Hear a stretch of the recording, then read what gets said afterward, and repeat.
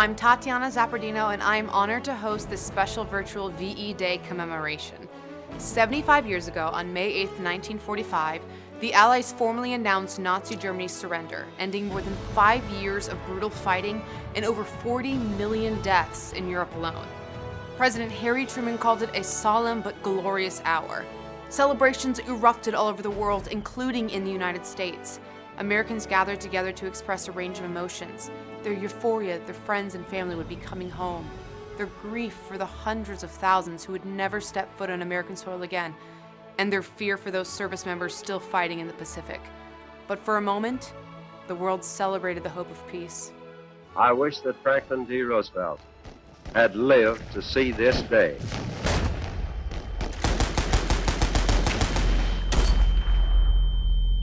General Eisenhower informs me that the forces of Germany have surrendered to the United Nations. After more than 5 years of conflict, the war, which had decimated families, towns, and cities, came to an end via an unconditional surrender on May 8, 1945.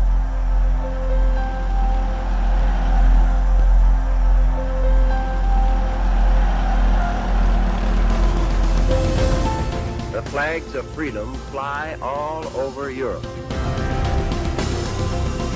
The power of our peoples to defend themselves against all enemies will be proved in the Pacific War as it was proved in Europe.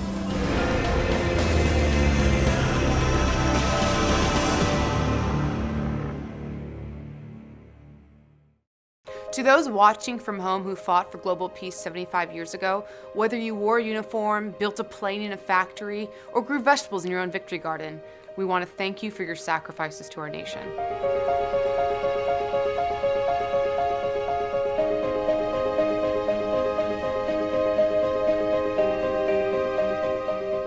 You know, when I was a kid, almost every adult over the age of 30 was a member of the Greatest Generation. In fact, my Uncle John, he was a lifelong Army career guy, and he used to put on the USO shows during World War II. He got stars like Sinatra and Bing Crosby and all those guys to go around. So when I got to do USO shows, it was a huge honor. I got to go to Bagram Air Force Base and Desert Storm and Aviano and all these places. And I learned a lot about the Greatest Generation. When I was a kid, people didn't talk about their war experiences. It wasn't until you went through a dresser drawer, you attended a funeral, you found out, what, Uncle Mike was a Purple Heart recipient, or Uncle Joe, Silver Star? You know, they just didn't talk about it. They were ordinary Americans who did extraordinary things under hellacious circumstances.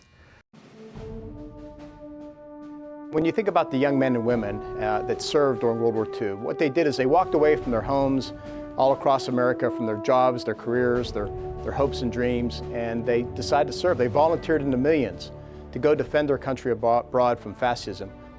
I served abroad in Europe for many years, so I had also had the chance to not only combine my understanding of America's participation in World War II, but also the ability to live in Europe and walk many of those battlefields and get an understanding of what the combat might have been like at that time. When you look at that, when you study the war, you just have to be inspired by men and women who served for many years, oftentimes being wounded and going back into combat, but more importantly, having no idea of when the war might end. It went on for years, year after year, month after month, serving in combat against the Axis. Really inspires.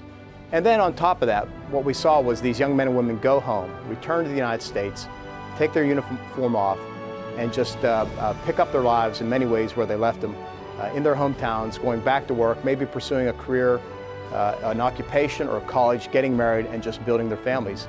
I think that those two things combined are why they really inspire me and remind us all that they were and are the greatest generation. Today, people around the world are fighting a different kind of battle, one that cannot be defeated with military units, one that prevents us from joining together to commemorate the 75th anniversary of VE Day. But today's challenges will not stop us from paying tribute to the greatest generation. To our World War II heroes, we are blessed to have watching. The men and women of U.S. European Command and all of NATO's allied command operations salute you. Our nation and the world will forever be in your debt. In these uncertain times, as ever, we are eternally inspired by your grit, selfless service, and sacrifices in defense of freedom, democracy, and one another. Victory in Europe was gained through an allied force made up of countries with a common goal: to defeat evil and defend freedom. Introducing the man who coined the phrase, the greatest generation, Tom Brokaw. VE Day. I was 5 years old. Victory in Europe and World War II. An enormously important celebration. We had taken on Hitler and Europe and prevailed with the help of our allies, when a lot of people didn't think that was possible. So now is a time to remember the glory of VE Day. My dad was a major influence in my decision to join the United States Marine Corps. Seeing my dad in uniform and what it represented, honor, courage, selfless service, inspired me to wear the uniform myself. The most senior officer in the military was also inspired by his mother and father to serve our country. I would now like to introduce the chairman of the Joint Chiefs of Staff, General Mark Milley. Both my parents were part of the greatest generation and proudly served in World War II. My mother served with the Navy at a hospital in Seattle, taking care of the wounded returning from overseas. My father was with the 4th Marine Division. They made the assault landings at Kwajalein, Saipan, Tinian, and Iwo Jima. And although both have passed on, I carry their example of integrity and selfless service as daily inspiration. Since the mid-90s, we've been losing these heroes at the rate of about 1,500 a day. And now we're down to just a handful. But I'm glad we still have that handful here to thank. And we're more fortunate you can hear a lot of them in their own words and pictures by taking a look at this. The British flew us into Brussels. We had been cleaned up from the prison camp. We had been fed. I remember getting into Brussels. They gave us a couple of hours off. We went into a bar. We drank some beer. And then we went to sleep. And that was true liberation. I had absolutely no fear that we were going to lose the war. We were going to win. VE Day meant the end of a lot of struggle and a lot of heartache. It was thrilled. It was all over. I was on a B-17 crew, Victory in Europe Day. So we gathered up all these red flares, and there was a small hill behind our camp. Plugged these in all over the hill. It must have had 1,000 of them. And they lit them, all at the same time. It was quite a display. It was one of our celebrations. My medic always wanted to go hunting, and he went out with his buddy, and within 20 minutes they come back with a deer. So we had venison on VE Day. We saved not only America, we saved Western culture, Western civilization.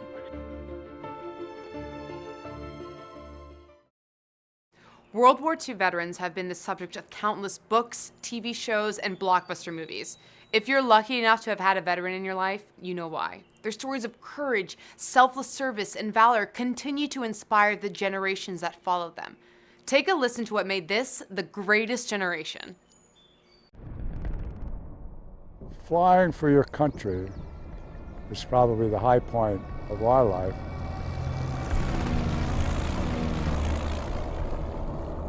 $16 million of us served in the military. 8 million young women became Rosie the Rivers and built the airplanes and the tanks and the boats. So everybody was at war. There was a purity purpose, which was to eliminate evil. And we did that, all of us. I built B-17s and B-29s. Now I was a riveter. First you're a bucker. When you sign in, you're a bucker. And then you become a riveter after you get, good at what you're doing. They didn't realize how capable American women were. We never had a chance to prove it. Hitler had said that he wouldn't have any trouble defeating us because he said American women couldn't produce.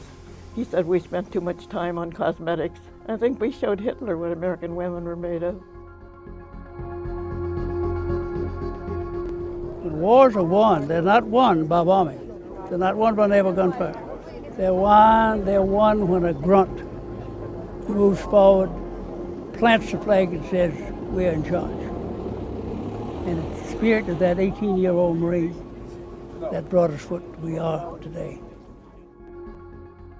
Tuskegee Airmen are black pilots, mechanics, and support people who, when our country declared war against Hitler, came forward and dispelled the biases and generalizations that because of the color of our skin we couldn't support our country in a technical area. Our task was to keep the air clear of German fighters that were destroying many of our bombers. You know, we thought we had enough guns on the B-17s and B-24s to protect them.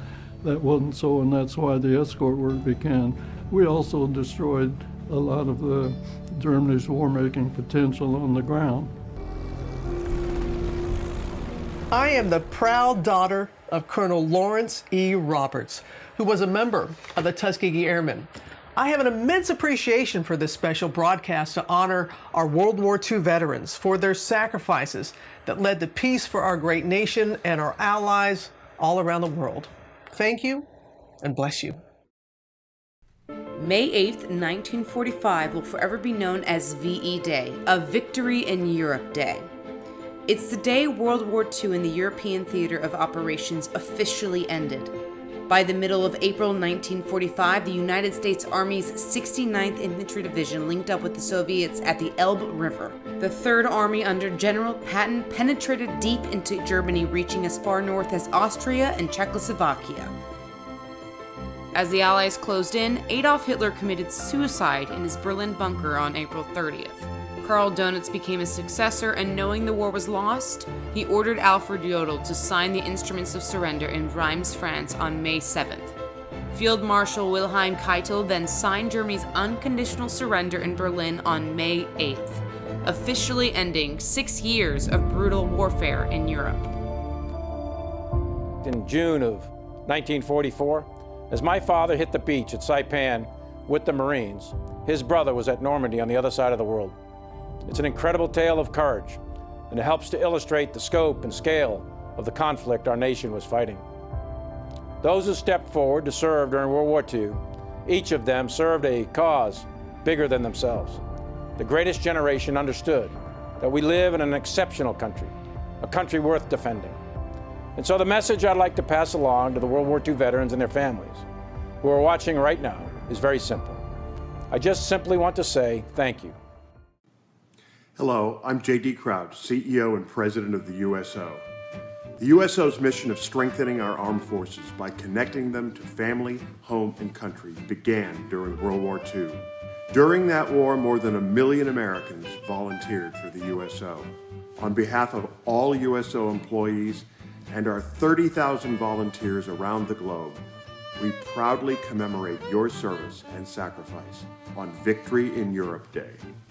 Thank you to all the veterans who courageously served during World War II.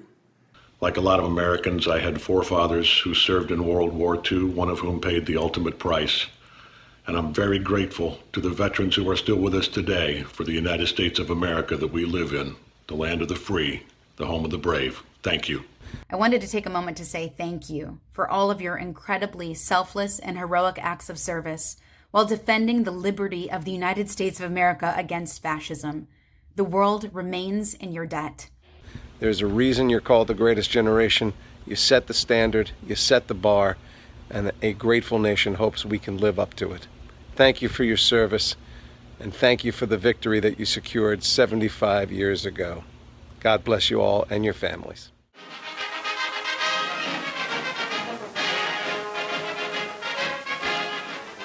Yes, in democratic America, everybody is doing his bit.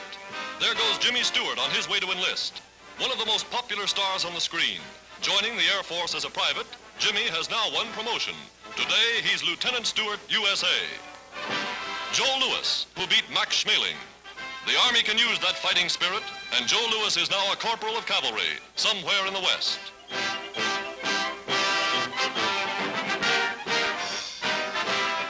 A movie star of modern times is sworn into service. Tyrone Power, hero of many a daring exploit on the silver screens of the world. He'll now play his greatest role as a leatherneck Marine. Franklin Roosevelt Jr. is in uniform. His fellow officer is Douglas Fairbanks Jr., a lieutenant in the Navy. Young Doug, like his famous father, every inch a man, is serving with the fleet. Clark Gable, at 41, renounces his throne as America's most popular film star to join the United States Army Air Force. Enlisting as a private, his ambition to become a crack aerial gunner in the crew of a bomber. This is the people's way of saying, from the home front to the battlefront, from movie stars to sales clerks, America's 130 million citizens are in the war. Enlisted service members are the backbone of the military, both in World War II as well as today. And they have an advocate in a position that didn't exist during World War II. The senior enlisted advisor to the chairman of the Joint Chiefs of Staff, Ramon Colon Lopez.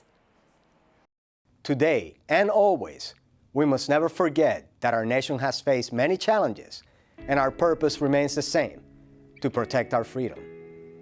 Just as the greatest generation embodied the love and loyalty for the ideals set forth in our Constitution, we know it is now our turn. The greatest generation did this for our country, and we shall do the same. I salute you and your families, and trust that we will keep the torch burning, and trust that we will keep America free. I just want to give a shout out and a sincere thank you to all the World War II veterans. Your service coming before us allowed us to serve today. Thank you so much. We as a society cannot thank you enough.